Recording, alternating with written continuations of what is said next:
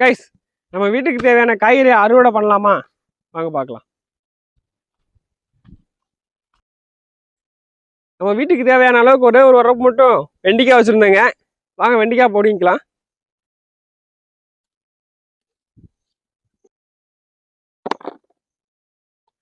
நம்ம கத்தி தோட்டத்தில் ஃபுல்லாகவே பூவாக இருக்கனால காய் ஒன்றும் இல்லைங்க. வாங்க நம்ம தக்காளி போடுங்களாம்.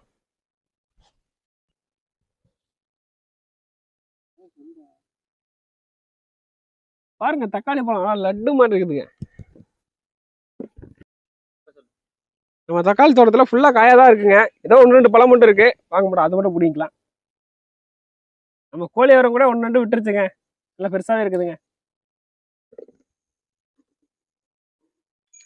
நம்ம மிளகா கட்டுக்கு வந்துருக்குங்க. வாங்க மிளகா பிடிக்கலாம். மிளகா காய் பிடிக்கிட்டேங்க. மிளகா பழமும் பிடிக்கலாம். வாங்க பார்க்கலாம். இன்னைக்கான அறுவடை அவ்வளோதாங்க.